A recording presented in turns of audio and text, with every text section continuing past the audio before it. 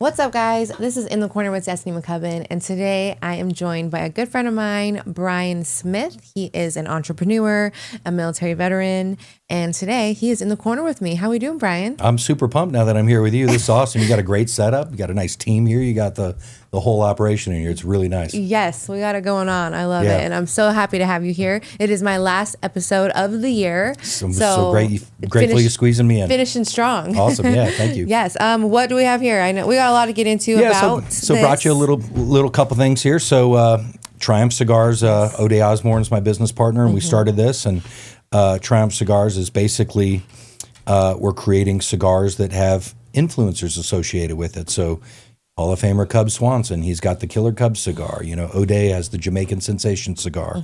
You know, we're going to be doing a Destiny cigar in the near future if I get my way. But at the end of the day, like it's. You know, cigar industry is a $13 billion industry as of last year. It's going to probably be about $14 billion this year. That's crazy. I had no just idea. in the United States. Wow, it's about $24 billion worldwide. I was just going to say, like Southern America is very big on cigar, right? Yeah, for sure. But at the end of the day, it's one of the things that I realized. It was funny. I was texting O'Day about this because I was really trying to remember when the idea came to be, and I was literally thinking about this on December 7th. And I was talking to O'Day because I was asking him, hey, when do you think we started talking about it? And I go, I'm going to go back because I know I sent myself. Whenever I think, I like to text myself so I can go back. That's smart. I'm a note person, okay. for sure. Yeah, otherwise I'll forget. Yep. The joys of being 51. But anyway, I went back and looked, and it was December 7th. So I was thinking about it exactly a year after I'd sent myself names, Victory Cigar and That's the universe. Your Best Cigar and different things. So it was kind of interesting, but it's December 7th was exactly a year when it was just an idea. And so here we are just over a year later, and we're like, launch date is this Friday. We're fingers crossed. We're just waiting on our what's called an API. It's code from our merchant processor. Okay. To put it on the website so we can take orders and get things going. But we're sitting on a lot of product. How exciting! And that's all here in Vegas? Or? Well, it's we're shipping out of Raleigh, North Carolina. So I've had full-time employees for the last 6 months. Really? Since I sold my last company. Making the cigars? We don't make them in the United. Well, we don't make them in Raleigh. That's basically our headquarters where we're shipping. There's a large humidor, which is how you properly store the cigars. Yep. But we're sitting on close to about 80 to 100,000 cigars right now. Wow. And products, and we got all kinds of memorabilia and stuff. So yeah, the idea essentially came.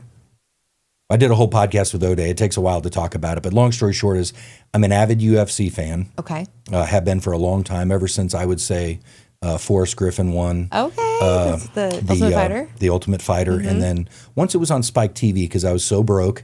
And that was on TV, and it was like I was so excited to be able to watch it. So Spike TV is really what got me in all the stories, the Matt Hughes and the Clay Guidas and all the OGs that were fighting and stuff. So and then obviously Connor comes along and blows it up even more. So any case, that's what this is. It's Triumph Cigars. That's the stuff here, and this is our little gift set. It comes with a lighter. And a little cutter. Nice. And then this is your travel case, so you can store the cigars if you're traveling, you're going out of town, you're going on vacation. Yeah. You got the little thing here for your distilled water you can put in there to keep the proper humidity in there, but that's that. This holds 5 cigars. Nice. Little humidor? It's a humidor. It's great for like on the golf course. You can load them up there. You go hunting or camping or whatever. Yes. And I just grabbed a handful of cigars. Let's see what we got. Okay. So we got the Killer Cub. That's Cub Swanson. One of my favorites also. This is the reminder. That's mine. You got stuck with one of mine. That's okay. The reminder's kind of an homage to the grinders. Okay. It's like it's a reminder of how far you've come. It's a reminder of where you're going. It's a reminder that those little mornings, those early mornings pay off. I love when you make that extra sales call, or you do that extra, or you hit that extra grappling session, or in your case, you slap the hell out of somebody a few more times. It's a reminder that, you know what? If we all look back, we can see the progress that we've made. And so that's what that is, celebrating the little things. Amazing. That's Bloodline. That's Cub Swanson Sports Agency. Okay. You got all those killers over there. Nice. You got the Funk Master, Aljamain Sterling, former champ. Okay. And then, of course, had to grab a Jamaican sensation for you, the O'Day cigar. Definitely. So, and they're all their own flavors? Yeah, they're all their own blends and things like that. And so O'Day's is made out of Miami. Same with Aljo's. Okay. Mine's made out of Miami. Did I bring y'all Miami? Let's see here. Actually, these Cub and Bloodline are made in the Dominican Republic. Okay. But we're actually flying. We're importing people from Cuba, getting their work visas to just assist with the future growth into the Dominican Republic. So just opening opportunities to people as well. well, the goal is, if you're building a business, and we can talk about this a little bit more, whatever you want, but I'm just real big on, if you want to make it in this world, if you want to do well in capitalism or in America, solve problems. Absolutely. And, from my point of view, I love the UFC. This is not talking junk, but the UFC has a little bit of a problem sometimes when you hear about fighter pay. So, problem. The fighters, once I got to know O'Day and started learning about what the fighters are making early on, 10-10 or 20-20, or, like a friend of mine, Evan, he was expecting to fight here, Evan Elder, obviously. He was expecting to fight, and then he got injured. Yep. Which getting injured sucks, as I am here with my bad back and my heating pad right now. But, the other thing is, I didn't even really think about this as a casual fan or not a casual fan. I'm a pretty big fan. Yeah. But, I would hear someone get hurt and they can't fight. What never even occurred to me is this guy's not making money. Exactly. Yeah. That's so someone like Evan not a is salary. Yeah, someone like Evan. I don't know what Evan makes, but let's say he's counting on 20 or 30 grand, Right. and then maybe 20 or 30 grand if you win, and now that gets pushed back 6 months. Like I needs to make money too. 100%. And so, long story short is came up with the concept. We know influencer marketing works. Yep. We know subscription models are great and they work. We know that the internet is pretty good for business, right? You got Amazon surpassed Walmart for sales. Right. You got companies like Chewy.com surpassing PetSmart in like 6 years. And it's all online. Everything online is it right now. So it's Online. convenience. I don't even go shopping in a store anymore. Well, that's the thing. I was just going to say convenience. We're Americans. Hey, if I can get this stuff sent to my door and it's about the same price point, Right. why am I going to go waste my time and gas and, risk getting carjacked in some places? It's so when you look at all those trends, it's like I can bring a great premium hand-rolled cigar right to your front door. Wow. And do it in a similar price point for same caliber cigar. I can help the fighters. I can disrupt the industry, if you will, but then make it fun with all the memorabilia. We've got things we're giving away. We got one-of-a-kind type things that are going to be autographs that we're going to be doing, all kinds of giveaway. If you're a subscriber, you're going to automatically win stuff. So it's fun. Yeah, definitely. How... What's the word?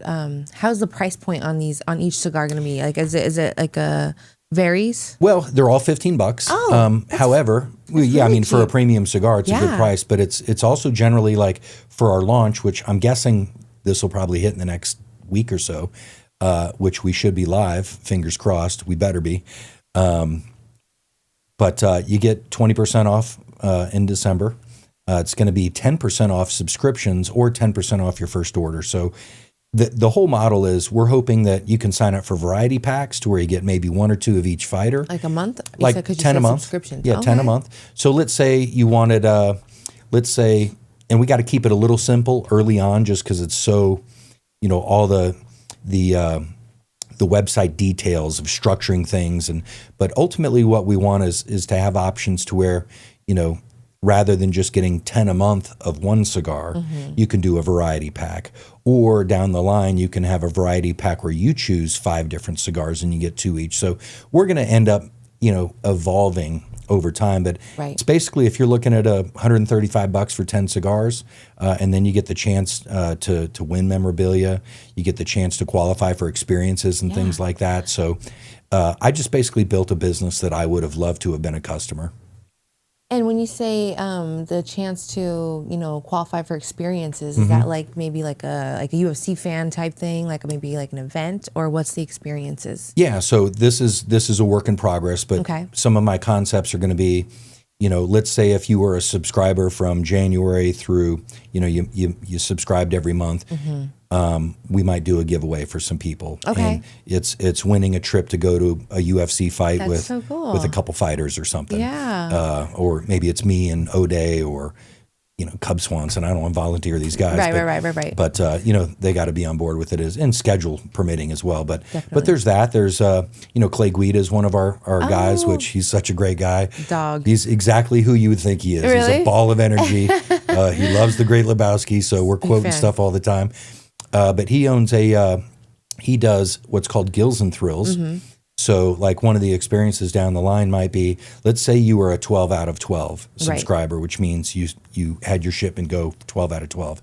Now you qualify for this trip we're going to do in Miami where Clay Guida is hosting. We charter a boat and maybe it's Clay Guida, Drew Dober, and Brian Battle, and we're all going to go deep sea fishing together. And Clay, who's a big fisherman, he's going to kind of run it. Mm-hmm. But qualifying for something like that, maybe some people win, maybe some people opt in to pay, I don't know, whatever the cost would be. Mm-hmm. But again, that's something I would have done in a heartbeat. I can go deep sea fishing with some fighters, and so many people will get love pictures, these opportunities, get to hang out and stuff like that. So, I've come to UFCX every year for 4 years now, which is how I met O'Day. Right, he did mention that on the podcast. Originally. Yeah. So, and again, these are things I was doing anyway. I pay for the VIP to come here. It's like $1,100 last year. Wow. Okay. To get photos and meet these guys and get autographs. And so when you met O'Day and you guys started working together and talking, did you see it turning into this, or did it just no idea? Really? When I met O'Day, I met 30 to 40 other fighters that day.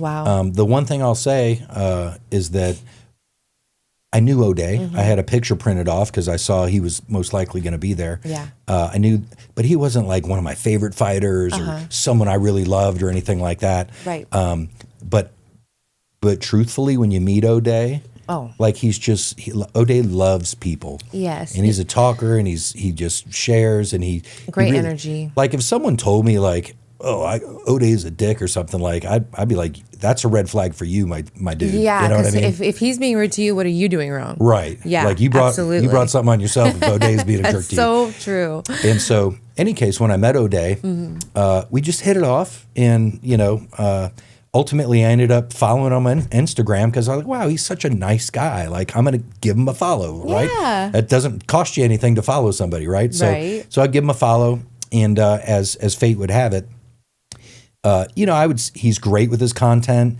so he would post and I would see it and I would like and comment or this and that. Not all the time, but I'd comment once in a while or whatever, like that's dope or whatever. Yeah. But then, as fate would have it, he lost his next 2 fights. And so, I want to encourage him. Mm-hmm. Hey man, win or learn, best is ahead, blah, blah, blah. That's awesome. Just trying to be, and he would heart it and reply back, thank you so much or whatever. Then I won his gloves in an auction because I'm a UFC crackhead, like I mentioned. How crazy though, you won him, I love how it's all tying together and aligning. Well, I was bidding on him and I was going to buy those gloves. Like there wasn't. Oh, no, you were I wasn't going to be beat. I was buying those gloves because I wanted to post on Instagram, hey, won your gloves, best is ahead, stay positive or whatever, right? Yeah. And the money, did that go to him or? No, that's UFC Collectibles does auctions. Okay. Like I just literally got Drew Dober's jersey from his last fight. Oh, nice. I just picked it up today at the, it was, I love it. It shipped to my house when I was out of town. Nice. I believe with all my heart, I don't have any data. I have to be in one of the top 5 UFC collections on the planet. Like George St. Pierre, his jersey, his last fight when he fought Bisping, I got that hanging. It's autographed. It's straight from the UFC. It's framed. Wow. Kyle Barajo's debut gloves. I got those. You have a favorite? I got so many favorites. Yeah, I know that's such a hard question. I get it. I will say that obviously O'Day is my favorite at this point, but human as well. prior to O'Day and really developing that relationship, I would say, just shooting from the hip, I would say I was a big Dominic Reyes fan, and I loved watching Yuri Prohaska. Mm-hmm. So those were a couple like the big boys. Organically. Yeah. I love the light heavyweight division because the heavyweights are a little bit slow. Mm-hmm. Yeah, cardio they still dies. move well, and they got that knockout power. They hit you with that lunchbox, you're out. Yep, and it's exciting for that. But like to me, the light heavyweights, the John Jones, so many great fighters in that rank, and there's so many great fighters in every rank. But organically, I was just drawn to those 2 guys. Dominic Reyes. One of the things I'll say is, in a lot of pictures, he looks like my middle son. Okay. The way his beard was, and just kind of the way he looks. Maybe that was something. But at the end of the day, like, Dom and Yuri, they're never going to have a boring fight. Right. You know, so I agree. that's one of the things that I think really drew me to them. Yeah. And you know, Yuri with this whole samurai thing, and it's like you could tell he's really into that, and it's not an act. You know, Yeah. you could tell he's really trying to live this Right. lifestyle and kind of honor that tradition. Yeah. You know, I love that. He's very Viking. It's a character. Yeah. You know, but. Okay. So in any case, that's those. I would say if gun to my head, I got to pick a couple Right. favorite. It's probably Right. those two. Awesome. What made you want to step into the cigar world? Is it the money? Is it when because you OJ kind of had mentioned to me that you guys went over the price, what the word? The model, the business model, the idea. And we're like, okay, this actually makes sense. You know what's funny is one of the things I'll talk about, or I'd like to talk about, is that reticular activating system. It's called the RAS. And so the best way I can describe it is when I started thinking about buying a truck. This was recently, not recently, I guess. It was about 8 years ago. But I was thinking like a four-door Ford Explorer, the F-150. I was looking at the Chevys and looking at Dodge and just looking at. But I started. Love me a good truck. Yeah, I mean, it's been a great. I still have that truck in North Carolina. But when you think about it enough consciously, when you think about something enough consciously, over time, you're telling your brain, that's important to me. So what happens is it slips into your subconscious. And now I'm driving around town. What do I start seeing?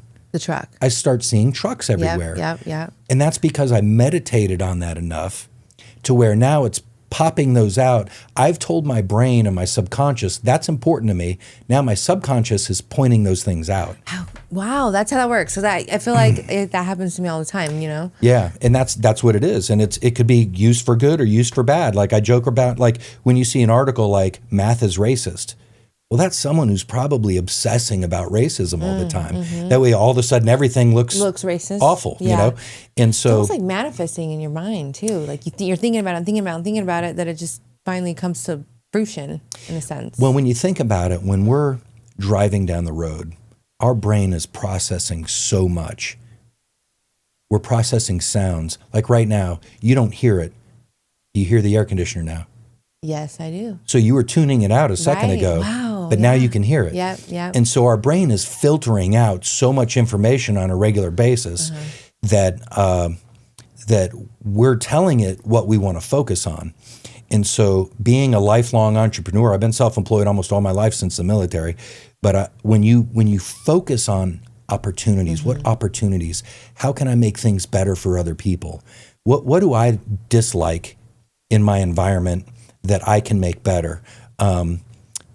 I'll give you an example. I did a video not too long ago, and I just posted on my Instagram, but I had a grill delivered from Home Depot. And it's the second grill I bought. It's the same one as in North Carolina, but delivered it, and I'm trying to pay for the people to come assemble it. I can do it. I just don't like doing that stuff. I feel that. If I could get someone to do it, let's do it. But then they told me it's like 2.5 weeks from now. And I'm like, I don't want to wait. Yeah. I would have paid twice as much to have it done quicker. But so I called Home Depot and I'm like, is there no other option? I mean, well, it's our contractor, blah, blah, blah. And I said, okay. I was like, all right, I'm going to take a Saturday morning. I'm going to throw this thing together. But right there, I just, as a business owner mindset, entrepreneur mindset, I just identified a problem in Nevada, Henderson, probably Las Vegas. If you order this grill, they can't get it done within a couple weeks. And again, just being a business owner, I'm talking to a toll-free number. I asked the people that I was talking to, I believe they were out of Illinois. Mm-hmm. So this is probably someone who's built a business out of Illinois. They got in with Home Depot or Lowe's maybe and whoever, and they're finding people local to subcontract, but they're apparently backed up. Mm-hmm. Yeah. What that tells me as an entrepreneur is there's an opportunity. If I go get my contractor license or whatever is needed to be doing this for Home Depot, and I start going to all the Home Depots around this area, and like, hey, your guys can't get to these people quickly. I can. Shoot me the business. Like let me get to them quicker. And I was willing to pay. I want to say it was $150 to have that assembled.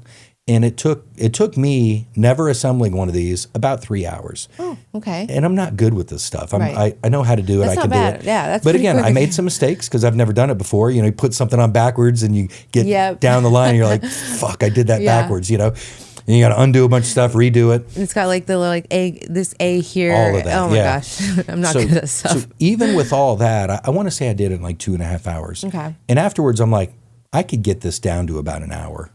Yeah, I could get this. Once you've done like 10 of these, I'll be blazing through these. Right. And so now I'm doing the math in my head. $150. Lowe's is probably making it. Let's say they're making 10-20% on that. That leaves me clearing $130. Okay. I could probably do 4 of these a day. That's $500 a day. If I did this 5 days a week, that's $2,500 a week. $100,000 a year. Wow! Look at your mind. The way your mind works is amazing. And it's like that's an opportunity. Yeah. Now I'd have to get a vehicle. I'd have to get insurance. And I'd have to do the legwork and the hustle to get in with the Home Depot or Lowe's or this and that. And that's just for starters. Maybe I end up offering to do some other things. Right. And then as I get fully slammed, this is where people make the mistake. They start eating that let's call it $100,000 a year after expenses. Mm-hmm. They start eating the seed. You know what I would do is I would turn around and live on 60, even though the business is making 100. Now I can afford to mentor some young guy. Yeah. Now I got him out there doing these grills and he's making money and I'm sitting at the house organizing it. Or I'm out doing more grills while I just created a job for this other guy. And so that's how these businesses get started. When I first started my security company, I watched security in 2010. I did the installation, I did the sales, I did everything. What got you into that? Was that after the right after the military? Well, I'll back up. I know I just jumped right into the business owner stuff because I love. I was kind of going there too. I'm loving it. So born in California, Sacramento. Okay. Dad was out of the picture very early age. Mm-hmm. End up in Phoenix, Arizona, which is where I consider home. Left for the military when I was 17. Okay. Made the first jump out of an airplane when I was 17 for the Army. Okay. I turned 18 in jump school, Fort Benning, Georgia. And 17. 17, yeah. So I'm September baby, so you graduate early. Right. So long story short is I made sergeant before the age of 20. Air assault qualified, 82nd Airborne Division, jumping out of planes and all that. So, it was. Wow, thank you for your service. Well, thank you. It was, I didn't do anything, The closest we almost jumped into Haiti, I think that was 94. A lot of people don't realize that, but we had already cleared the drop zones and everything. So the engines were running. We were taking malaria pills and stuff. I never took it. But in any case, I would have, prior to jumping in. But where was I going with that? So didn't really see any action. I just did my 3 and got out. Okay. But what's crazy is I was 20 years old. I was a sergeant. I was a dad. I was a homeowner. I was on my second vehicle. Wow. And I wasn't responsible enough to drink yet. Isn't that something? Yeah. Jumping out of planes for the country. Thrown grenades, expert with a rifle, Anyway. I was thinking that too when you said 17. I'm like doing all that and not even of age to drink alcohol. Yeah. So anyway, I got out of the military and went through a really rough stretch because I had kids in an early age, obviously through no fault of my own. And the water in the area was terrible. Something was happening. I got a water treatment system, never had any more kids, so I figured that was it. Terrible water. But I really put myself under the gun at an early age, financial pressure. When I got out of the military, it's like, okay, you did all these great things in the military. You and 8 other 1,000 people in this area, Fayetteville, North Carolina, or Vietnam, as some of us call it. And you ended up there because of the military. I'm there because of the military. Okay. And long story short is I end up doing a lot of different jobs, trying to find out what I wanted to do. I was washing cars for $10 an hour, Lillington Ford, which no longer exists. For a company. Yeah, just working as much as I could. Yeah. Working 7 days a week, doing side hustles, painting, did flooring for a while. Did you always have that like entrepreneur mindset when you were involved in those jobs where you're like, this ain't it? It's crazy. I've been an entrepreneur my whole life, from collecting sports cards when I was a kid. I was buying and selling. I moved back to California for about 1.5 years in high school. I had 6 schools in 5 years, which is brutal. But it was good for me because I'm actually extremely introverted naturally. Sorry, I didn't mean to kick you. My bad. So that helped me kind of develop, come out of my shell. And Yeah, it's like, I don't see you as introverted. Wow. well, it's a gear. Mm-hmm. It's a gear that I've developed. I'm very extroverted as well, but I definitely have my moments where I'm like, I'm not leaving my house. All right. Well, I can relate to that. I mean, that's how I recharge. Yeah, is exactly. alone or one-on-one. Mm-hmm, You know? We have to recharge. Yeah. So like somebody like O'Day probably recharges around people. You know, because Very true. he's extroverted. Yeah. So anyway, moving around, but I was doing buying and selling sports cards. I was hustling as a kid. I used to, I had this business, and actually looking back, it was like I should have done more of it. But when I lived this was La Palma Apartments in Phoenix, Arizona, I was going around to the neighbors, and I told them I'd take because the way it worked in the apartment is, it's quite a walk to take your trash from the apartment. Yeah. And I would offer a quarter a day, $1.25 a week to take people's trash to the trash. And anyway, I developed several customers to where I'd go home after school and go collect trash, in the evening and making $1.25 per house, There you go. $20, and I'd take that and invest it into sports cards and stuff. So you've just always been this way. I've just always Were your thought parents? like that. Well, my dad was never really in the picture. Oh, right. But my mom she worked all the time, you know, and so you just seen the hustle. so, I don't know what it was, but I knew we didn't have money, and I didn't want to ask my mom for stuff because I knew that would make her feel bad. And so I believe what that did is maybe it caused me to think about, how can I get this? Yeah. I want it. I don't want to ask my mom. I want it. Work for it. And so maybe my brain started thinking, how can I make money? And so, growing up, like I wanted you make Guess jeans. I mean, does that mean anything to you? Like in the 80s, like Guess jeans were the deal. Yeah, I remember Guess. Okay, yeah, all right. Yeah, I remember So, Guess. I'm dating myself here, but if I wanted like a Guess jean jacket, and back then it was like $80 or something, Right. I'm like, you're a kid, like I'm not asking my mom for that, Right. And but I wanted it, and so it's like, well, how can I get it? Well, I can do this, and so I do believe that there were some environmental things that pushed me that direction, but also I've got this little book that I did. I don't know how old I was. It was 6, 7, 8. Wow. But I literally was writing a book. Like I'm a successful person writing a book, which I plan on doing. But it had me in a little suit and tie. Of course, it was awful drawing. I had no artistic skills. But there was a building that I owned. I had a plane, and I had this sports car. And I don't know how old I was, but I was super young. And I took paper and I stapled it and I made a little book. But it was a book about me being a business person. So I don't know where that comes from. Just like I've interviewed a lot of UFC fighters, like a lot of these guys, Evan knew he was going to fight.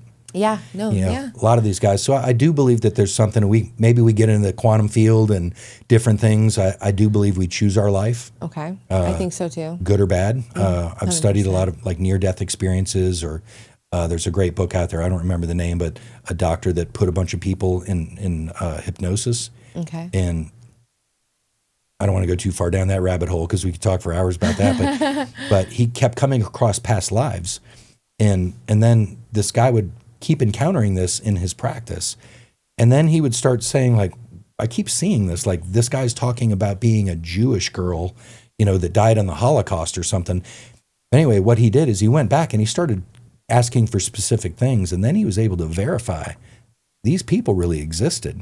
Wow. I'm putting this 60-year-old hypnosis on this guy, and he's telling me about when he was a girl in blah, blah, blah in this past life. And so anyway, he's done thousands of regressions, and he can like document people or describing real people in the past. Yeah.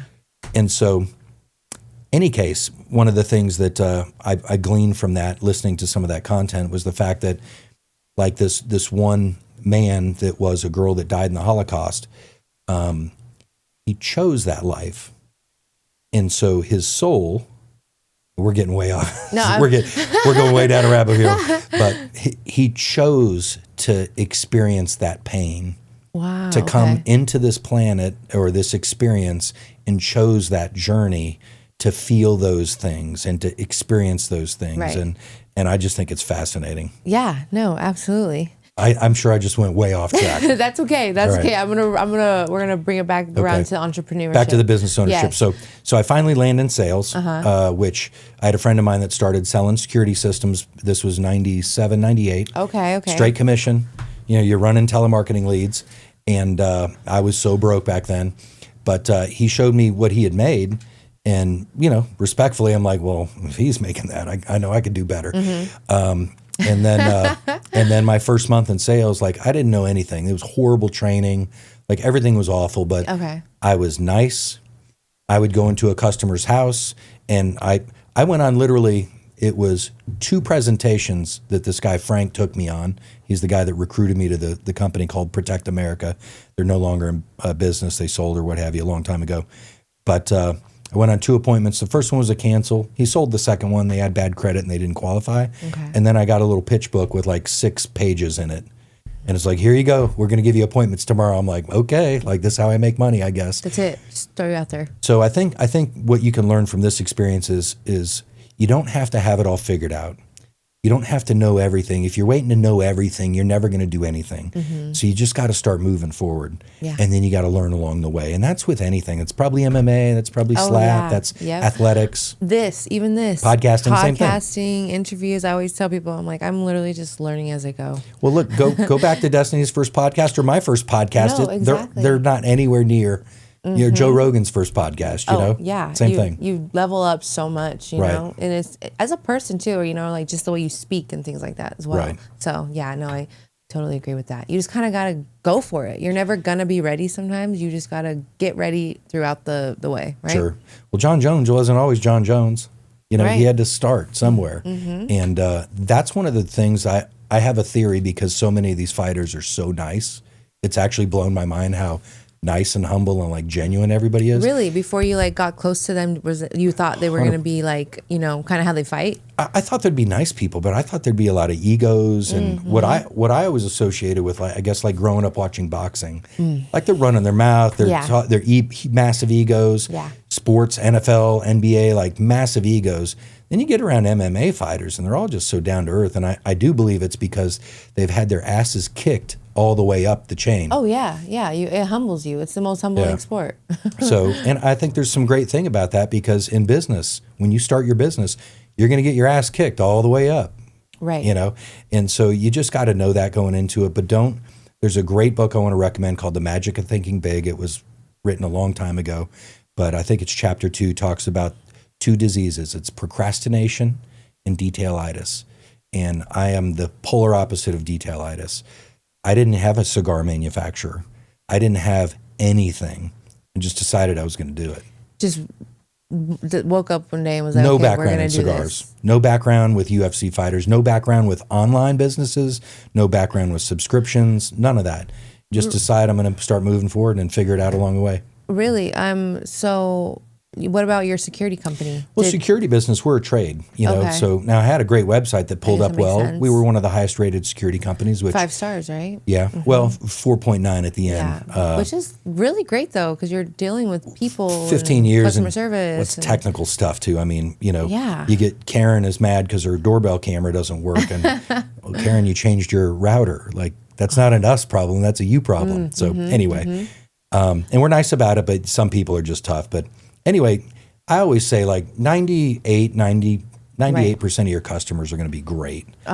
Yeah, 1 to 2% can really wear you out. Of course. And so security industry is more like a trade. We had an online presence in terms of generating lead, but then we'd go out, we'd talk to them about security, try to help them make an educated decision, why we're a better choice than ADT or these other companies or fine print in the contract. So I always just treat people like you want to be treated, and it's going to work out for you. 100%. And that business model was so tough because it's 7 days a week. It's, it's 11 o'clock at night. You've been hustling for a long time. Yeah, to get to where you're at right now. And I do want to get into that as well. Okay. But with the cigars, was it when you decided to go take this route, was it already coincided with fighters, or did that kind of happen later on with or were you already planning on doing the, fighter, having each cigar be named after a fighter, things like that? I came up with the concept at the same time. Okay. And so my thinking was, here's how it happened. As I got to know O'Day, and I met Vanessa Demopoulos early on, and she's an absolute sweetheart. Yes, she's total great. fireball. But I met them, and we had good conversations, and then you get to know O'Day, and learning about what fighters are making and this and that, and then naturally I'm like, okay, well, let me see if I'm going to try to get O'Day some sponsorships. And so Alton Lane, which is a great company, by the way, they're not paying me yet. But they make a lot of my custom clothes. They do a great job. So I was talking to my rep about, hey, custom clothes. I'm sorry. Yeah, custom clothes. Okay. So like suits or gotcha. even my jeans, things like that. So shirts. And I'll warn you, once you get, if you're a guy, probably a girl too, but once you get that custom suit or custom shirt for the first time, then you put on something else that feels like you're wearing a trash bag, you just get ruined. Yeah. So it's one of those things like, when Don't do it unless you're ready. Yeah, I mean, you're going to be like, okay, I'm just going to have to start budgeting this in going forward. The old suits got discarded pretty quickly, to Goodwill. But so anyway, I was thinking about ways I could get O'Day making money. And then security every year, they do what's called the International Security Convention here in Vegas. So my wheels are turning like I'm a pretty good customer for my supplier, for our manufacturers. So I start breaking their balls like, hey, I want you guys I got an idea for you. Mm-hmm. I can get a UFC fighter to come out, do some autographs for an hour or two, give my guy $2,500 or whatever to, like, you can have people coming up, get pictures and an autograph with a UFC fighter. So I'm thinking I'm going to make O'Day $2,500 in his backyard for a couple hours, or $1,000 or something. Same with Vanessa. So I'm breaking my supplier's balls trying to work this out. Yeah. Talking to people, but anyway, just trying to help them fuel their passion, which is obviously UFC and MMA fighting. Right. And so coming back to what I was talking about before, I was thinking about it enough to where it dipped down into my subconscious. And so during this time frame, let's call it a year and a half ago, I play poker every Wednesday with a group of friends. Okay. And before we play poker, we get together about an hour ahead of time when we smoke a cigar and we hang out and we shoot the shit. And we're talking politics, we're, jabbing each other, whatever, breaking balls. So I'm smoking cigars. In my subconscious, I'm thinking about how can I make these fighters money. I'm a business guy, so I'm thinking about, I know influencer marketing works. I know subscription. I know online businesses are where it's at. So all of this is swirling around in my head. And one day I'm like, And so I grab my laptop and I'm like, I think it might have been something around alcohol because George Clooney has his alcohol, Conor McGregor, Aljo. Proper 12. I didn't know that at the time, but Aljo does, of course. You got me on it that night. I'm telling you, it's really good rum. I have two favorite rums, and it's easily one of the... And I don't even like rum. I was never a rum drinker, really. But in any case, like George Clooney, The Rock, like all these influencers have alcohol. Nobody's doing cigars. Nobody. And I'm sitting there, so I'm doing some research, like what can I find? Like, okay, like Lars Ulrich, I think his name from Metallica, like he's got a cigar, but and then the chef Fieri, Guy Fieri has a cigar that's done well. And it's like that's really all I could find. And I'm like, wow, this is an untapped market in my opinion. So I started thinking if I could get UFC fighters, create a platform. And then it's evolved to multiple athletes, like slap athletes and former NBA. I've got an NHL player who wants to do it right now. I won't say his name, but they can't because they can't promote tobacco. But former NHL can. Okay. And we're literally talking to someone about developing the NHL for us, who's got relationships in that space already. So, in any case, it just hit me. I started doing a little research, and that's where you come across 13.3 billion in 2024 in sales. 2025 is going to be around 14 billion. It's growing 7.5% a year. That's so crazy to me. I didn't even know that many people smoke cigars, There are people that smoke like 3 to 5 cigars a day. Oh yeah. And I guess I shouldn't say that because when I used to work I've told you, I worked at a cigar bar. I want to take you over there actually. Okay, yeah. Especially when you do the launch. I want to take you over there. But it's a family owned little cigar lounge off strip. It's on Rainbow and Blue Diamond. Awesome. It's called Smoke. But yeah, I mean I'd have customers come in and just sit and smoke for hours, That's awesome. I mean, it got me smoking cigars, which is cool. I mean, and I don't want to spend a lot of time on nicotine, but there's actually great benefits to. There are studies that'll show if you smoke a cigar for a guy, smoke a cigar once a month, it'll impact your testosterone. I guess what I don't understand with cigars is like you don't inhale. So how are you getting the benefit? Because I always thought it was almost for show. Well, I mean, what was it? I take testosterone and do different things like that now for my men's health doctor, but there's something that I drop under my tongue and it gets absorbed in my tongue. You can drink alcohol and never swallow it. It'll absorb right into your bloodstream. You just put some alcohol under your tongue, it'll go into your bloodstream. Really? Okay. So when you smoke, it's going in. Okay. But you're not inhaling it, so you're not taking all the smoke into your lungs and stuff like that. And don't inhale. No. You do it, you probably do it once. It's But in any case, it's just one of those things. Like the more I thought about it, like one of the things that always attracted to me cigars is like the biggest G's ever smoked cigars, from Muhammad Ali, Michael Jordan, Frank Sinatra, Ulysses S. Grant, Winston Churchill, like the Tates. Like if you're a G, you smoke a cigar. It's like such a alpha thing to do. Yeah, no, and totally. it's not it's not just for men. It's your boss, Scarface. Al Pacino smoking a cigar.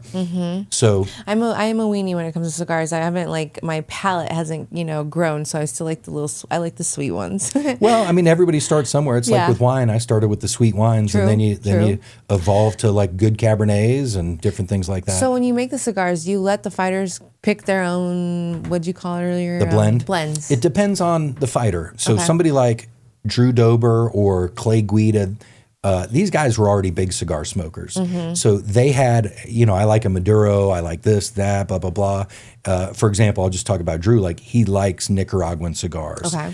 And I'm pretty sure it's not the Habano. I'm pretty sure it's the Maduro. But, it's like, this is what I like. So we sent him some, and he picked one of the choices that we gave him. And, of course, he liked it. Otherwise, I'm like, if you don't like it, I don't want you, that being the Dober. Yeah. But somebody like O'Day, he didn't care as much, but he just wanted a good cigar. Yeah. He tried it. He liked it. He's like, that's perfect, See, personally, like when I get my cigar, I would like to pick the blends Absolutely. and stuff. I want it to you... be, me. Like a little sweet, little spicy maybe, you know? Like mine, I like a little sweeter to it, so it's got a Connecticut wrapper. Okay. And that adds a little sweetness to it. But again, not that I'm the cigar expert, but I've got two guys that are part of our organization that are the experts, 40 years combined experience between the two of them, and they create the blends and help with the production and all that stuff. Awesome. Yeah. The bar I used to work for, the daughter the owner's daughter, I became good friends with. Her name's Chelsea. I want to introduce you to her too. Okay. But she's she's a cigar expert. Okay. Yeah, sommelier. Awesome. She's a cigar sommelier. Yeah. Yeah. So it was already been in my mind, in my subconscious. I was like, when I do make my own, I'm going to call her and ask her, what blends she would recommend for me. We'll give you two, and you can go over and try them with her. See what she thinks. Yeah, absolutely. Cody Garbrandt is one of our guys, and he's not a huge cigar guy, but he wanted a good cigar. Obviously, you're a former champ. You want something to represent well. Totally. But one of his best friends is a big cigar guy, so they smoked the cigars together, and they came back with their favorite one out of the batch, and he really liked that one. So Cody's like, I like it too. Let's go with it. Okay. So it's ultimately up to the influencer. We want you to love your product, Absolutely. because of course you're a partner in this. We're going to make an investment in the production and brand and all that, but we want you to be excited as well. Yeah, definitely. Yeah. So with this humidor, I put these in here, and they'll last for a while. So what you want to do, this is what you call a Boveda pack. Okay. And so those are generally going to last about 30 to 60 days. So when I bring the cigars or when we ship them, we put this in there so it keeps the humidity at a certain range. And that just goes on top of it, on top of the cigars in there? Yeah, you can just put them in there. Just kind of like we did here. Okay. So I bring this everywhere now because number one, it's a conversation starter, but I put that in there. But you've got the little thing for distilled water. Yeah. If it's going to be, that is a lighter. That's a nice lighter. Got the little cutter. I'm excited because Christmas. Oh gosh, my Christmas is coming up, so I'm gonna be smoking this with my grandpa. There you go. My cousins. This is beautiful. It'd be fun to get their feedback. This is a beautiful lighter too. It's a little single torch, but you get they don't come with the butane when they ship. Yeah, I got you. But I can get you some butane. No, this is awesome. But we'll have to light one up before you leave today outside. I'm in. Sold. Do you smoke cigars, Austin? I've never had. You wanted? Probably don't have to go outside. Oh, can we do it here? I don't. Yeah, because that'd be great if we could do it on the. Okay. Let me just get. It is a little bit of a stronger smell than weed, right? But I mean, I personally like the smell. Okay, I love the smell, but someone could come in here next week and be like, it smells like cigars in here, you know. So you come in here with someone that doesn't like cigars. I don't know if that's I'm actually quite excited to get in my little cigar game because I'm gonna be like just a boss ass bitch smoking cigars when I go out. we could do a trademark search and see if boss ass bitch is available. I mean, how cool would that be? The Dusty McCubbin boss ass bitch cigar. Boss ass bitch. There Whatever we you go. want. Yeah. We got. We're talking to we haven't quite closed the deal with him yet, but he's got hilarious initials that would be super comical for the name. Get us an ashtray. All right, cool. All right. But yeah, so it's ultimately we want the influencer to be happy and feel great about their cigar. And Yeah. We've also put out his blunts. oh, that's super cool. Cool. Awesome. Well, I will let you do the honors. Yeah, that sounds good. You want to? We'll use mine. Here, you save are yours sure? for later. Okay. Yes, please. Let's go with let's do a. that. Beautiful bag too, by the way. I really love this bag. Yeah. Everything's really nice. Thank you. Check out the bag, the humidor. I love it. And this is a gift box, you said. So this will sell, right? Yeah, we've got those available online for sure. And how much do they go for? I want to say 'Cause the it's gift almost set's like Christmas. $29.99. It's not much at all. Oh, Yeah. okay. We're not making a ton of money on that. Yeah. It's one of those things that we like the swag out there. And again, Do you have any here in Vegas? Because I would like to maybe gift my grandpa yeah, one. yeah, I've got a few here. Cool. I'll have to come Yeah, grab for sure. one. You know Elijah Swift by chance? Yeah. That's the Swift cigar. Okay. I'll give you the choice. I'll just give you the choice here. I've got a Clay Guida Carpenter, I don't want anything too like too potent. yes, like what's this orange one? Let's go with. I'm gonna have you try Aljo's. Okay. This has I'll just tell you that the name. I don't want you reading too much. It's not too chocolatey, but the nickname for this is the chocolate chip from our manufacturer. Okay. That's their name for it. So when you smoke it, it gets a little bit of a touch to it. It's not a ton, but you're going to like that one. It's a really good cigar. Okay. And when I cut it, I'm cutting on this end. And listen, Aljo's particular about anything he does. So Ooh, it you know smells it's a good nice. cigar. It's a good cigar. Smells nice, Aljo. And I'm cutting on this end. Yeah. So Right? what you do, the thing I like about our cutters is it dead ends right there, so you don't overcut as well. Yeah, nice. And is that it? That's the only cut you want? That's Just it. one time, one Yep. and done. Okay. Good And to then know. I'll go ahead and warm you up here. Okay. So you just want to kind of you're burn gonna try it. for a cigar. You just want to burn it evenly, and then once it's heated up, You want to go ahead and take a puff, and then I'll Okay. touch it up while you're puffing it there. Make sure I don't burn your face here. Let me start. There you go. I'll do a Funkmaster with you. Okay. No, not bad. Not bad. That is a nice tasting. And I love the sticker too. Each of them get their own little cool design for the Yeah, sticker. we have actually a firm right here in Vegas that has been amazing. I haven't given them the 5-star review yet, which I need to because they've been an awesome partner for us. You said it's here in Vegas? Yeah, I'll just go ahead and say it. It's Royal Inc. Okay. These guys have done some amazing, like we've been over the top ecstatic about the logos. I love all of our logos, but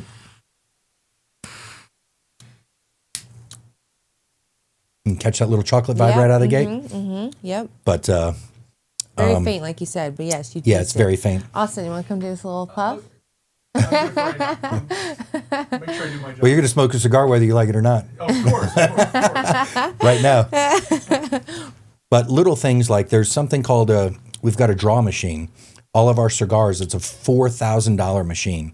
So you basically, and when they hand roll them, they put them into the little machine, seal it up like a torpedo tube, and it tests the airflow. So we have consistent airflow. It's not too much air, but it's not too tight. Some cigars you really got to like pull on it, you know? Yeah, they're very, I know exactly what you mean. Yep, they're So rolled too tight. that's designed. We got one in Dominican Republic and we got one in Miami. It was $8,000 on 2 draw machines, but we want the quality and the consistency to be good. So say you don't finish it, you can put it back in here? I wouldn't put it in there by itself. Okay. You maybe put it in the bag or in the and wrapper. then- yeah. You just don't want the ashes getting in there. Right. But yeah, ultimately that's the Funkmaster. All right. I like it. I'm excited. This is exciting. Tell me, where's Triumph? Where did that come from? Triumph was actually our second name. So Oh, okay. this is the joys. One of the things I've said out of the beginning, and this is just business in general, is I love the quote by Mike Tyson. He says, everybody's got a plan until you get punched in the face. And Yep. so starting this business, we're going to get punched in the face, and I know it. And we've dealt with so many punches already.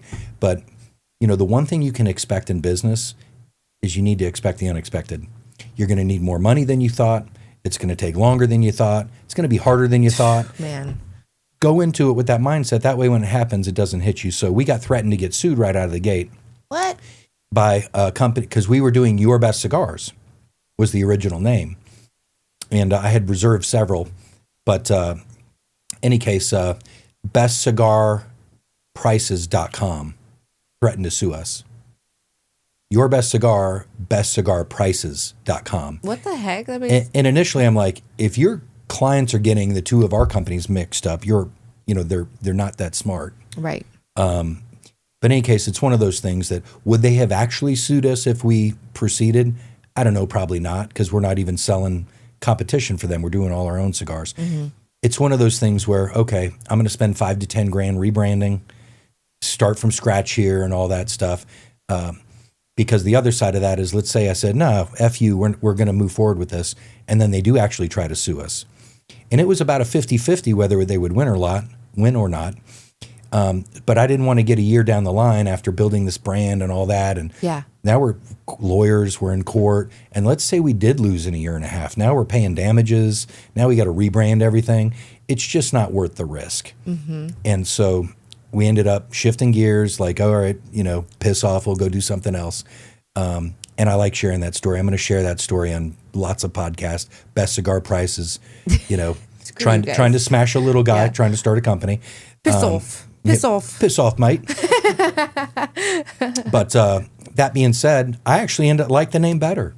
I do a lot better, to be honest. The other one was kind of, it seemed like, almost like theirs, kind of not like theirs. It was, but lame in a sense. Yeah, just basic. Basic, yes. Well, the whole thing was like, this is strong. Your Best Cigar. It's like there was all these word plays on it, like best is ahead, your best cigar. Like, and I say best is ahead all the time anyway. But anyway, it's one of those things where when something bad happens, I just assume it's happening for me, not to me. Mm-hmm. And you got to have that mindset. Yes. And so now looking back, like, they did us a favor, because I love the name Triumph Cigars. Mm-hmm. And it's perfect for what we're doing. Yeah. Because we're going to have so many pro athletes and former athletes and things like that. Right. Definitely. And, you please tell the audience that you can smoke a cigar and still be an athlete. Because I think sometimes people might question that. Yeah, that's not cigarettes. Cigarettes have all these addictive chemicals and all this. There's no chemicals in these. Okay. These are just straight up tobacco. We're not going to, I'm real, like them or not. RFK, for example, is fighting for transparency, and there's obviously this big movement in our food industry to get all this garbage out of our food.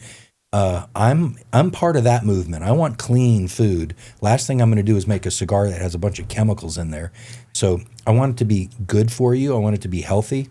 And there are benefits to cigars. A lot of people don't realize that. Really? Okay, awesome. I'm gonna check that out. I'm enjoying myself over here. Well, good. Here, I'm gonna hog the ashtray there.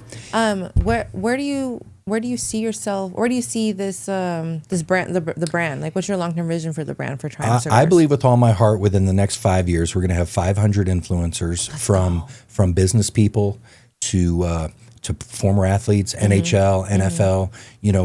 When I see Emmett Smith on a cover of a magazine talking about his favorite cigars. Like, why are we not smoking the Emmett 22? Right. Why does Michael Jordan not have his own cigar? So I know that, true. I know that you, with these influencers or, the people that you're your ambassadors, I guess you could say, they'll be getting a commission, right? That's kind of how you're planning on helping the fighters out a little bit. So is that just going to be from them posting it and on their socials, or are you gonna? Okay, and they'll have like a link code, basically. Not even that. It's just they, let's say, or their cigar sales, they get commission for that. Basically, is what it is, right? Yeah. Okay, gotcha. And again, there's some different models that different people might use and so forth. But essentially, the way I envision this for somebody, let's say Elijah Smith. He's a young fighter. He's coming up. He's 3-0 in the UFC. Great guy. Dad's a great guy. Yeah. And these young fighters coming up, Elijah still works full time at a dealership, at his car dealership in the service department. And his dad coached him up well, like, don't quit your main hustle. Let's get this money coming in and let's get to a certain level before you go full time. So Elijah's working his butt off. And so when we create a Swift cigar, I believe with all my heart, we can make Elijah $2,000 to $5,000 a month in a 6 to 12 month period. Let's go. Now when you're Evan Elder and you get an injury, you can count on 2, 3, 4 grand a month coming in or something in that, maybe more. I don't know how. The crazy thing about this is this could blow my mind as far as what we end up selling. Yeah. I actually believe one of our biggest challenges and problems we're going to have is keeping up with you can't rush a good cigar. It takes 90 to 120 days. Wow. Okay. So, we've got our initial batch, which I've got, I don't mind saying that, we got about $1.5 million worth of inventory. But let's say we blow it out in the first 30 days. That's a real problem. Shit. Yeah. Now we got all these people that want product that can't get it. So, in any case, we've got to plan the best we can. We're not sitting here with unlimited funds. And I know you're doing this online, right? People are able to buy these online. Are you going to go? Not retail. No retail. Straight online, yep. Okay. You won't go into any lounges or anything like that? I'm asking, and this offer, I could take this out, but I was wondering keep it in. Because I have the friend that, or they used to work for them. What if I got them to sell my cigar at their bar? I would say keep it in the podcast. I'm okay with saying it because it's not something I'm totally closed-minded to, but I would probably create, let's say we've got this Funkmaster available online, maybe we create a different Funkmaster for retail. Long term, that's something we can look at. But, there's not a ton of margin in this stuff. I've got literally just paid some invoices. So I've got 20,000 cigars coming from Honduras next week. Wow. They go to Miami.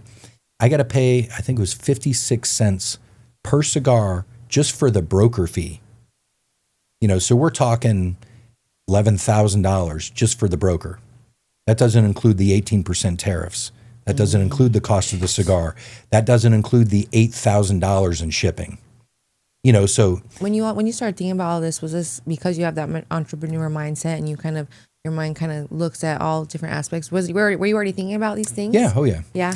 I've got a goal of cost per cigar that I'm trying to stick with. Okay.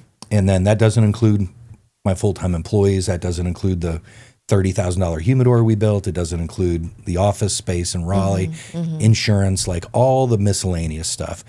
But that's business. Yeah. For us, it's going to take about 10,000 cigars a month to break even. Wow. Right now. Yeah. So we got to sell some product. Yeah. But that's every business. You're going to have overhead. You're going to have risk. You got to have a high tolerance for risk to be an entrepreneur because. Oh yeah. You have to be willing to fail. You have to be willing to fail. And the thing that's probably, we were talking about my stress and my back issue, which is coming from stress, as we're coming down the pipe here. For me, I have such a love for the UFC and such a deep respect and love for the fighters. I put myself literally in the toughest spot I could imagine. Sold my company. And that was for this. I got everything's completely reinvested in Triumph. Wow. Now I'm putting my face, Cub Swanson texts me that he's going to be here this weekend. Clay Guida was texting me there. I'm developing relationships with these guys. The last thing I want to do is fail in front of Cub Swanson or, some of these guys that I really respect. So I really put myself in the crosshairs, but I believe in what we're doing and I believe I'm going to make it happen. If I got to be like the dude with a, jacket out in front of T-Mobile Arena selling some cigars, I'm going to make it work. Hey, I'm your girl, man. You want to make some cigar content? I'm your girl. All right.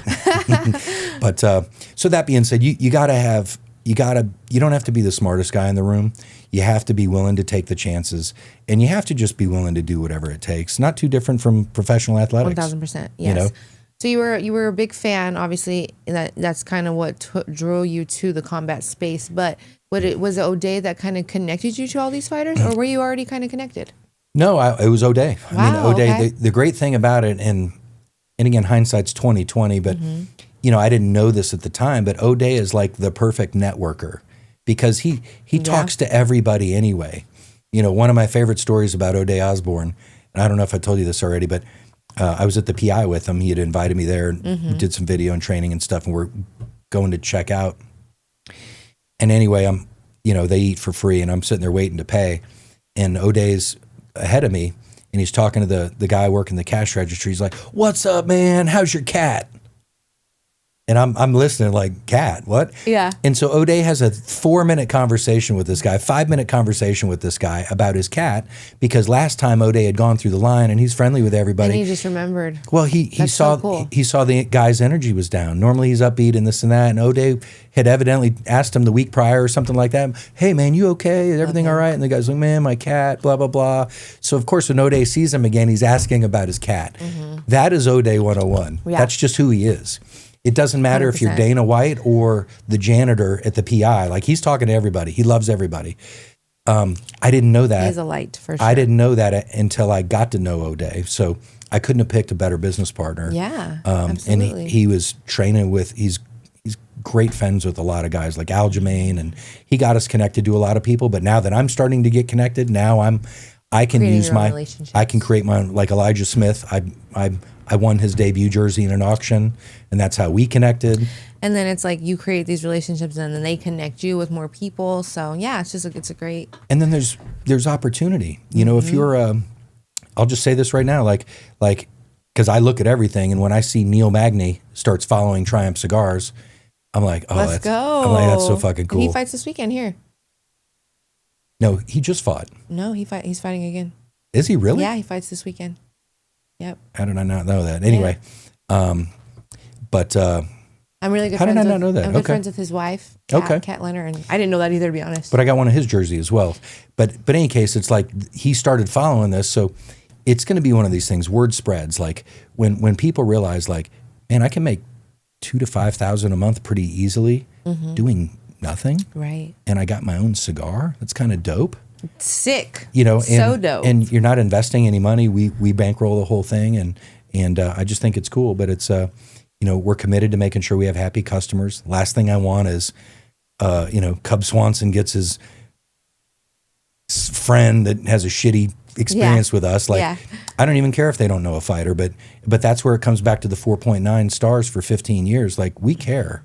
You know, I Absolutely. care, and that's where it starts. You can tell it eats you up. You want it It bothers to be, me. Yeah. Any customer that had a bad experience, it truly bothers me. Yeah. And even if I feel we did everything we could and took ownership and they still are not happy, it bothers me. Yeah. But you know, that's where you develop thicker skin. Like, some people are just never going to be happy as well.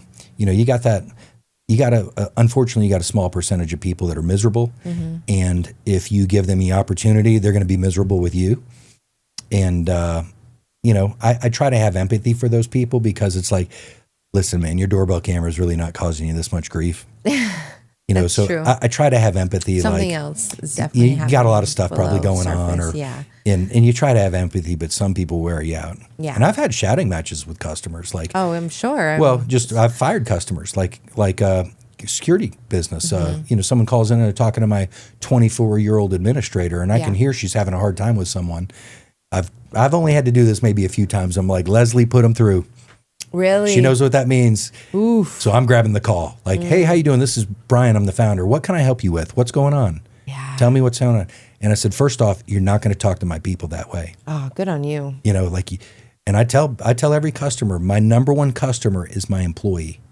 Period. Don't get it mixed up. Period. I take care of my people. You're not going to talk to us that way, or I'll just hang up on you and you can piss off and find another security company. I'm firing you. Yeah. Like, we will go over the love top that. to try to make it right. If we did something, if something didn't go right, my technician didn't flush the toilet, like, things happen, right? Like, I'll give you a free month. We'll do this. And like, Yeah. you know, if there's a problem, I'll take the ball and I'll run with it. I got the ball now. Let's say my technician did drop the ball. I've got the ball now, and I'm not dropping the ball. I'm going to finish this, do what I can to make it right for you, and get you straight. And that's all we can do. Absolutely. You know, there's so many companies. 25% of my job is chasing other people down to do their jobs. Yeah. As an owner of a company, 25% of my job is riding everybody else to deliver for my customer. You know, whether it's You're manufacturers, responsible of everybody. I'm responsible for everything. Yeah. And that's, at the end of the day, I think a good business owner, you know, Jocko Willing says total ownership, you know, and that's my mindset, is that if it happens in the company, it's my fault. Yeah. And yeah. it doesn't matter what it is. If it happens, it's my fault, and I'm going to grab that ball, and it's my problem now. And I can't change the past, but I can take it from here forward, do what I can to make it right for you, do something extra to make up for you, because, that's all we can do. Yeah. And again, 99% of the people are very reasonable, and they appreciate it. And they're like, oh my God, someone's taking ownership and not making excuses. Yeah. So I think that's why we had such great success in the security company. Absolutely. I mean, you've kind of built everything from the ground up, from nothing to something, Yeah, not kind of. It was 100%. Yeah, 100%, nothing to something. And what life experiences, I guess, kind of was made it so you were able to do that? Because, we kind of spoke about it earlier. You didn't learn this in high school. Yeah, definitely didn't learn in high school. I would say the military was good for that. Okay. I would say just in principle, if you're really treating people like you want to be treated, do I want someone to give me bullshit excuses, or do I want them to say, you know what, I can see why you're upset. I'd probably be upset if I were in your shoes. I'm sorry you experienced that. I've got the ball now. I'm going to get personally involved. I'm going to see this thing through to completion, and I'm going to do it. So you make that choice, and that's it. And I tell them that, and I'm owning this now. Mm-hmm. This isn't. I'm not blaming anybody going forward. This is my problem now, and I solve problems. That's my job. Yeah. So many of our customers are like, "Oh, okay, wonderful. Yeah, great. Like, wow, Okay. someone's taking ownership." Because we're so used to dealing with cable companies, and I'm not going to tell you what I just dealt with my Ford, but Your Ford? well, I got a brand new Explorer, and part of why I bought that was to drive back and forth cross country, because I'm getting all these humidors signed, driving them to North Carolina and back. Yeah. Was the cigar? I'm so sorry. Was Triumph why you moved to Vegas? Yes, Okay. this business is why I moved here. Yeah, and I still got my home in Raleigh, but I leased a place here for a year to get settled, and obviously up this and is the going. Mecca, meeting great people like you, and The fight capital of the world. yeah, absolutely. So it made a lot of sense to come here, and the weather's so much better. Oh yeah, I'm sure it's probably snowing back home right now, huh?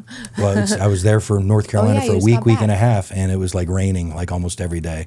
So North Carolina's Raleigh is great for so many reasons. I'm just done with the weather. Humidity sucks. Pollen sucks. And I'm from Phoenix, Arizona originally. Okay, so so you're this is used what to I'm that used dry to. heat. Yeah. Give me 12. And that's even hotter. A little bit hotter. You know what? Give me the heat. Give me 120 and Yeah. dry heat. I'm good. I'm the same. I'm not really a human. Give me I've blue always been in skies. dry. I've always been in dry too. I've never lived in humidity, so I just Okay. wouldn't even know. But I don't think I'd like it. Yeah. So give me blue skies. I don't care if it's 12 degrees or 120. I want blue skies. Yeah. And Yeah. that's where I'm at. I read that we have like one of the longest, sunny days in over in a year here in Vegas. Okay. Yeah, like I like it. 300 sunny days. I'll take it. Yeah, that's freaking awesome.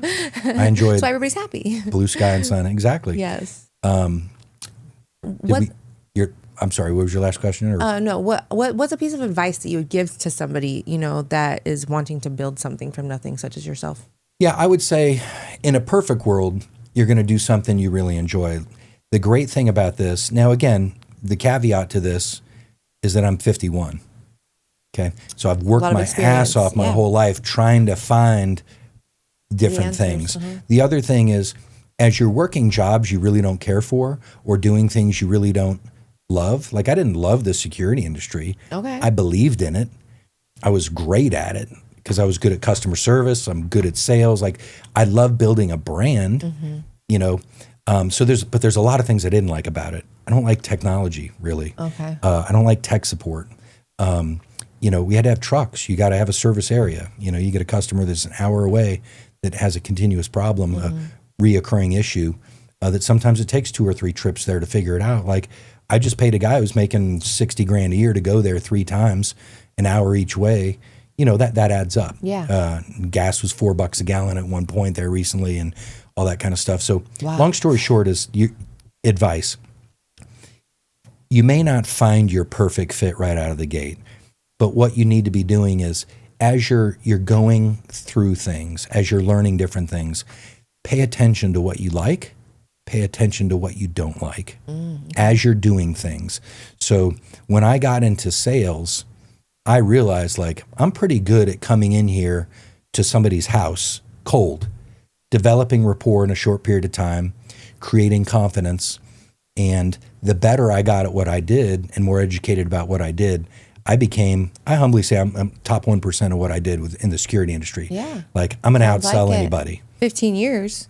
Well, I was in the industry for a total of over 25 years. Wow. Okay. So, so much of that was just, I would tell customers about automatically renewing contracts and fine printing the agreement and ADT. They're going to raise your rates every year after a year. Here's a copy of their contract.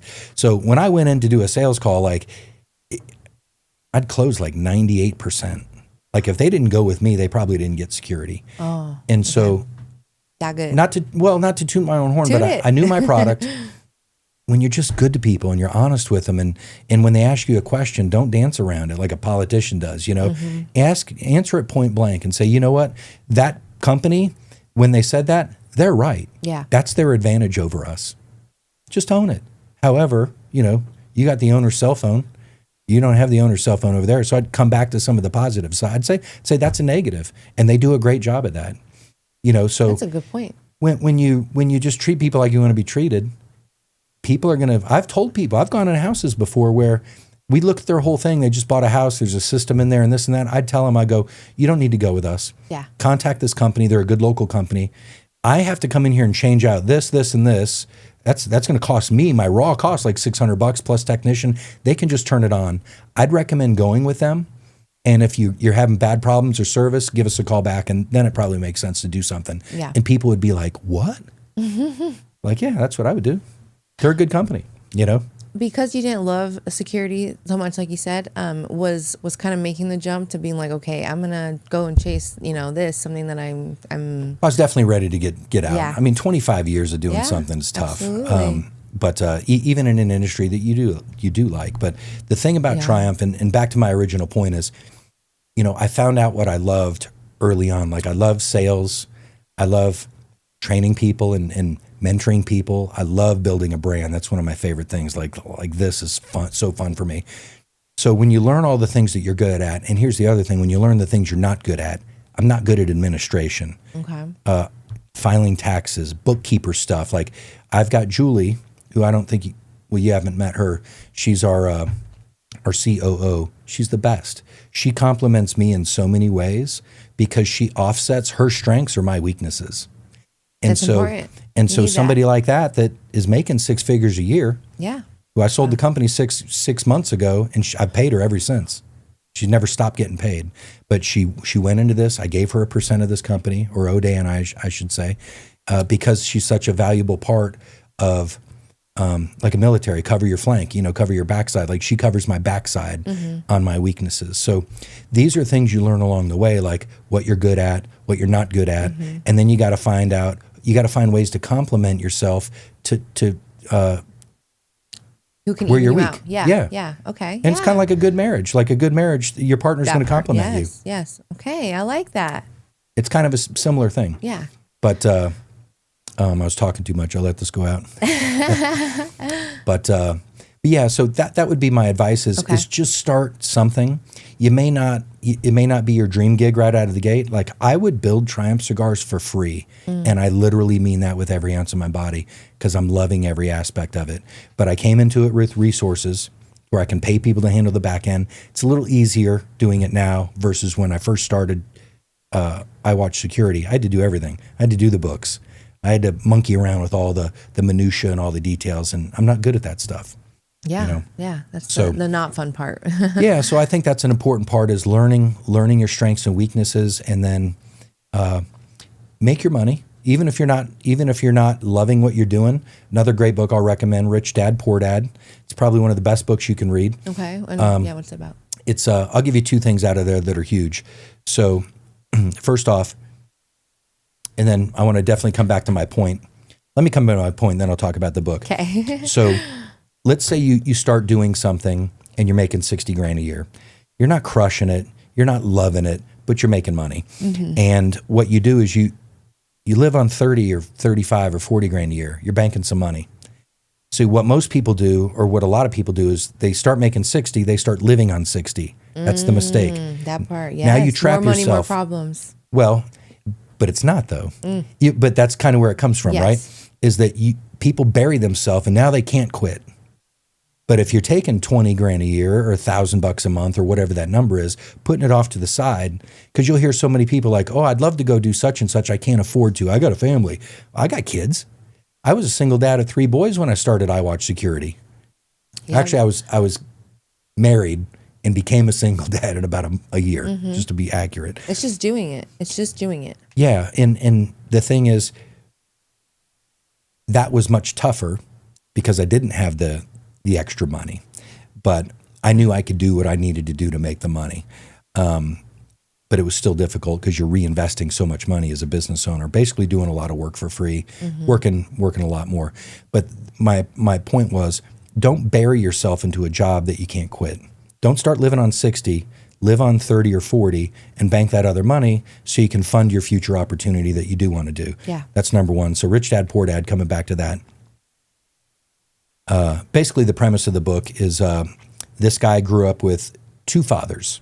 He had his father that was a professor at a college, and he had his best friend's dad that was an entrepreneur, business owner. And he got to see the 2 different mindsets growing up. And Rich Dad, Poor Dad, his professor dad, even though he made good money, he was always kind of poor. But then the business owner was the rich dad. And the biggest thing is this: poor and middle class people work for money. Rich people have their money working for them. So the biggest challenge is to go from 0 to $1 million.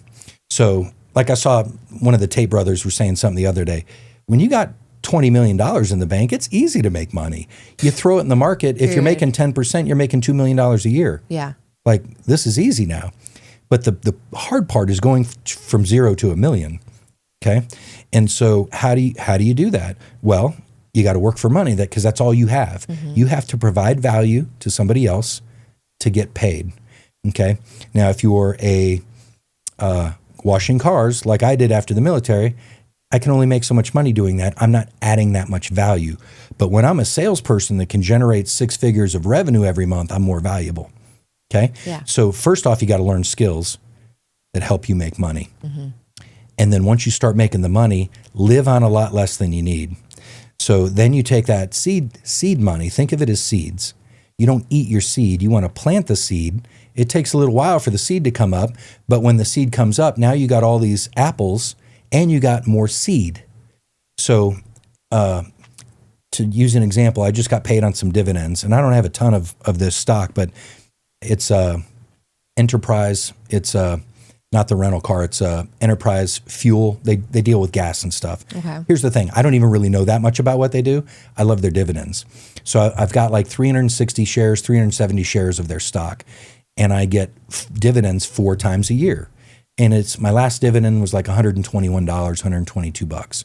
And so I make $500 a year from that stock. Whether it goes up or down, I'm making about $500 a year. Okay. So that's not a lot of money, but when I think about that is if I had 10 times the stock, I'd be making $5,000 a year. If I had 100 times the stock, I'd be making $50,000 a year.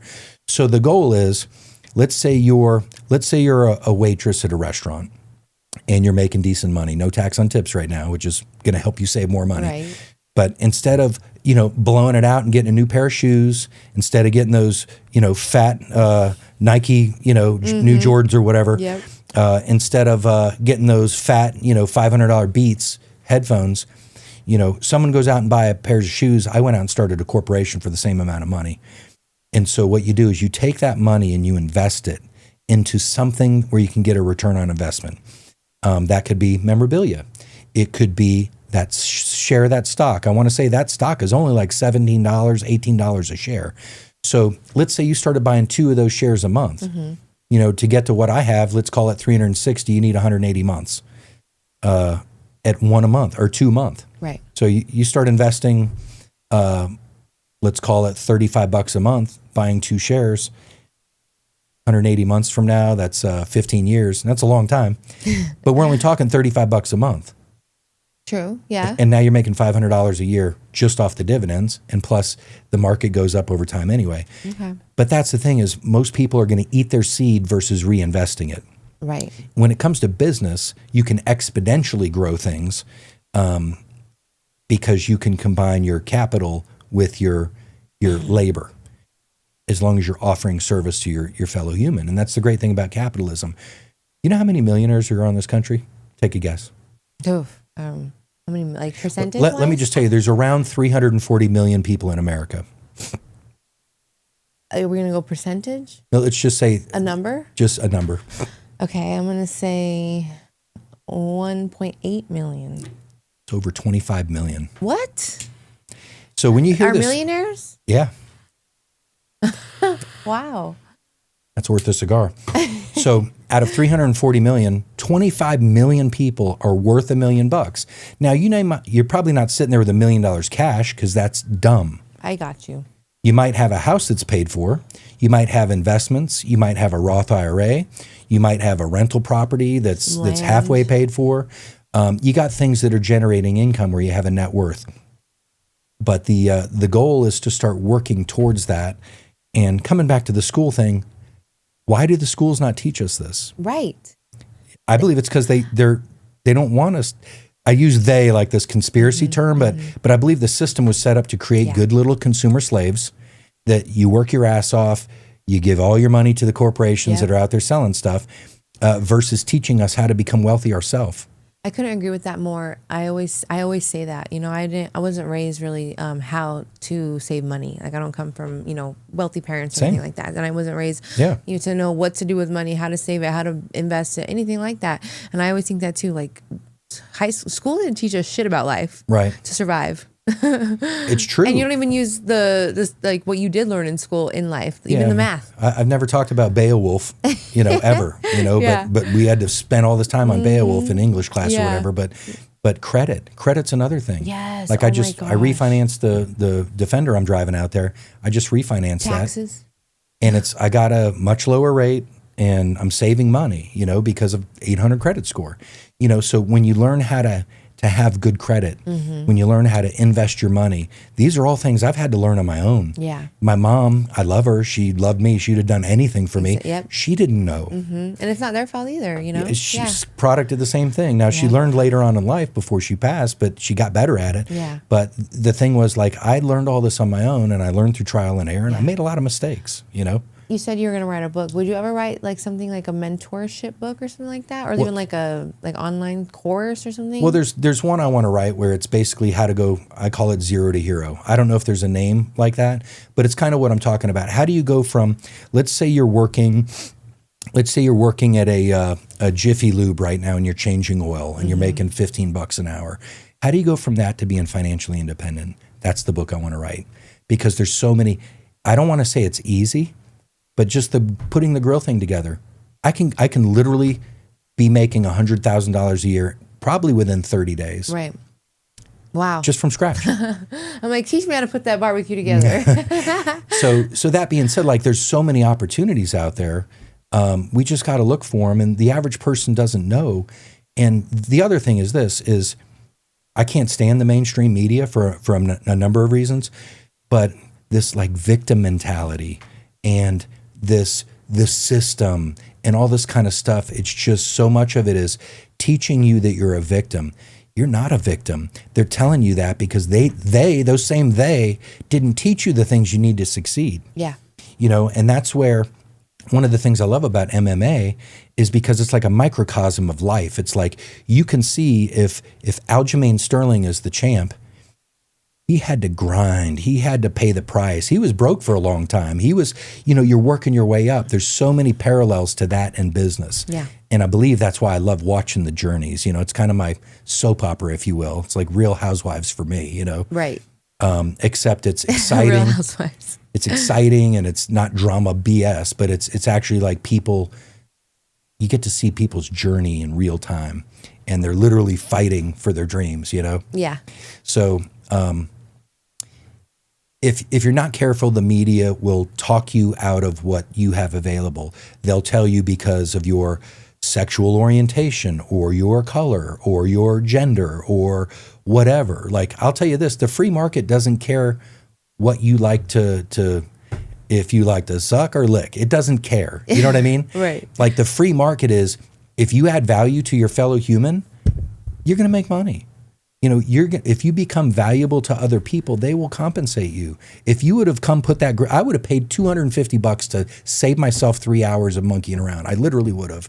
And I wouldn't have cared if you're trans. I don't give a shit. Yeah. You know, come fix this thing, do a good job. And I'll pay you. I'm happy. And I'm nice to you. I'll give you, hey, you want some coffee? Like, give you a Coke, whatever. So that being said, the media pushes a lot of this kind of stuff, the victim mentality. And if you embrace that, you're going to get the reward of being a victim.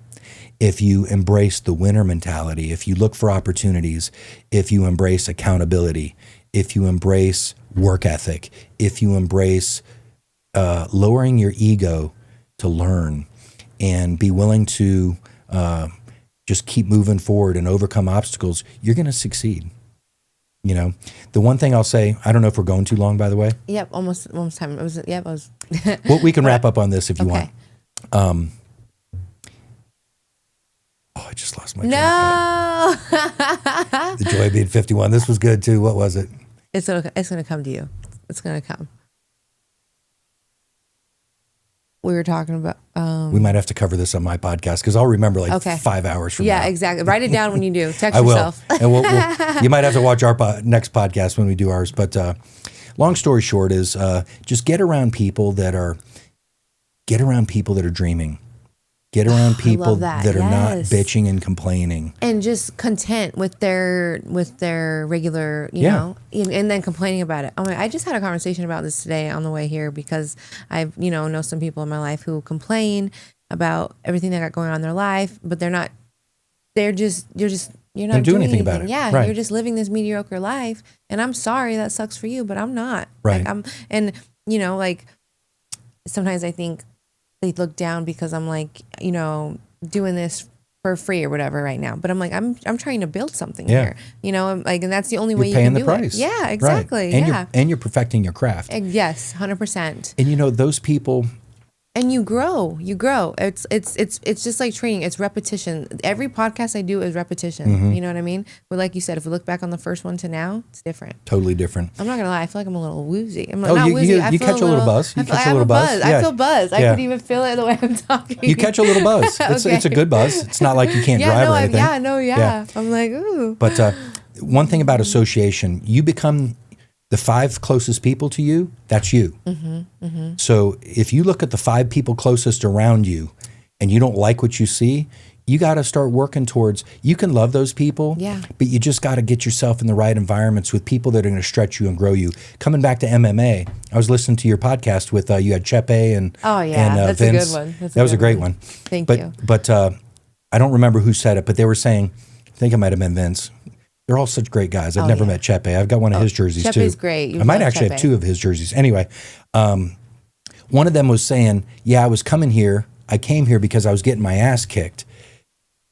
So many people don't want to get their ass kicked. They seek comfort. Yeah, they want to be the big dog, the big fish in the small pond. But the winner wants to go where he's getting his ass kicked because that's where I'm going to learn. Where the sharks are. That's where I'm going to learn. Yeah. And so you got to have that mindset about everything. If you're comfortable around your crew, maybe it's not the right crew anymore. Yeah, no. And life's like an elevator. Sometimes you got to let people off, but if you're going to keep going off, some people are going to get off and some people are going to get on. And sometimes you were like with this specific, I was speaking about this earlier, is at one point we were in the same place and I think I kind of related, and now I look at them and I'm like, we're not relating anymore for some reason. I think some people grow and some people don't. And that relationship will probably take care of itself. You just, over time, you'll slowly stop seeing each other as much. There'll be less interaction. It's not a bad thing. I can look back to people that I don't talk to anymore, but they were there for a season. Yeah, yes, exactly. I'm real big on there's a reason for the season. Whether it's good relationship, bad relationship, what did I learn from it? I'm not going to dwell on it. I'm going to move forward. Yeah. And here's what I'll say to anybody listening to this. Let's say you don't have access to really good people around you right now. You have the internet. Go listen to Tony Robbins. Go listen to Patrick Bet-David. Go listen to some of these MMA killers that are talking about their mindset. Right. You can get around the most successful people on the planet, Jordan Peterson. You can get around all these people on a regular basis. Those can become your new friend groups. And you will, we didn't get into meditation or anything, but you will start attracting different people because your energy will change. Yeah. You know what they read? You ever heard of an EKG that reads brainwave? Yeah. So it's literally a machine that's over here, and it's reading your brainwaves from over here. It's reading your electrical impulses from over here. That means something is traveling through the air to this machine. Wow. What happens is when we start leveling up our mindset, we start impacting things around us. You can literally start changing, pushing things away and pulling things in. You can literally start changing it. It all starts with those brain waves, your vibrations. Right. You meet people that, oh, I got a good vibe about Yeah, that guy. You did yeah. get a good vibe. Yeah. That. Oh my gosh. Okay. It's Yeah. not just. That's a That's legit a real thing. Yeah. It's a You real felt thing. that. You felt it. Energy. They can measure energy fields around people now. I love that. So anyway, I hope I didn't do too much yapping here. I feel like I yapped. Hey, the whole that's what time. we do here in the Okay, corner all right. in Austin. We're yappers. I had so much fun. Thanks No, for thanks coming for on, having me. Brian. It's crazy how quick an hour can go by. Hour and a half. Hour 30. Yeah, All right. which I'm not mad. All Thank right. you. Yeah, that was awesome. I want to get on yours because I feel like we got more to go. Honestly. Yeah, we'll definitely set that up for Yeah, sure. and we'll have to. I want to take you over to the cigar lounge. We'll go have a cigar I'm and in. a drink. You know, 100%. go chill. Yeah. So we're thinking the launch is going to be hopefully this week. This Friday This is what Friday. that's All what right. we're being told. Okay. So I mean, I'll be posting about it whenever it does happen. That's So awesome. you just Thank keep you. me in the loop. I actually have a clip about Jose kind of talking about it, and I was like waiting until the launch. So just let me know. Keep me posted. these are one of these things as a business owner. It's out of my hands. Yeah. It's the merchant processing course. company, but guess whose fault it's going to be if it doesn't happen? Like I'm going to be one of the eating crow. Like I know I promoted Yeah. that and it didn't happen, but I think I feel good about this though. I do too. Well, Awesome. thank you so much, Brian Thank you, Smith. Destiny. Please let the audience know where they can follow you. Triumph Cigars. I'm triumphcigars.com is the website. We're going to have 20% off for limited time just to Yeah. launch. I can tell you right now, we're never going to do 20% off again. It'll be 10% off stuff here and there Okay. For subscription and stuff. And they have an Instagram. I'm on Instagram. It's Brian Smith FTP. Okay. Same thing on YouTube, podcast over there. Obviously doing a lot of stuff with MMA fighters, soon Yep. to be slap fighters. And other than that, those are my two things, main things. I'm on Instagram a bunch, Perfect. not really on Facebook that much. Yeah, me neither. X once in a while. Okay. All right. Well, there you guys have it. Brian Smith, entrepreneur. Do not miss the launch of Triumph Cigars. Thank you guys so much for tuning in. This is In the Corner with Destiny McCubbin. Real fighters, real stories, real talk. We'll see you next round. Awesome. Thank you, Destiny. Oh, yeah. Go ahead and say, my name is Brian Smith, and I'm Okay. in the corner with Destiny McCubbin. All right. My name is Brian Smith, and I'm in the corner with Destiny McCubbin. Hey, let's go. Perfect.